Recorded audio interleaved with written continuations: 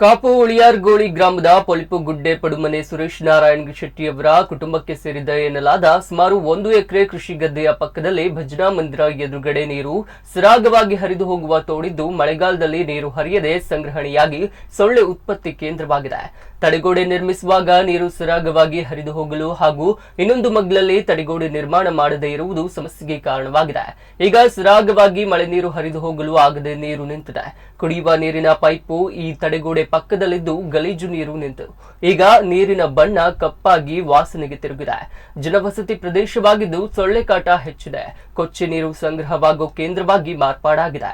ತಕ್ಷಣ ನೀರು ಹರಿದು ಹೋಗಲು ಎರಡೂ ಬದಿ ವೈಜ್ಞಾನಿಕವಾಗಿ ತಡೆಗೋಡೆ ನಿರ್ಮಾಣ ಮಾಡಬೇಕು ಎಂದು ಸ್ಥಳೀಯರು ಸಂಬಂಧಪಟ್ಟ ಇಲಾಖೆಯ ಅಧಿಕಾರಿ ವರ್ಗದವರನ್ನ ಒತ್ತಾಯಿಸಿದ್ದಾರೆ.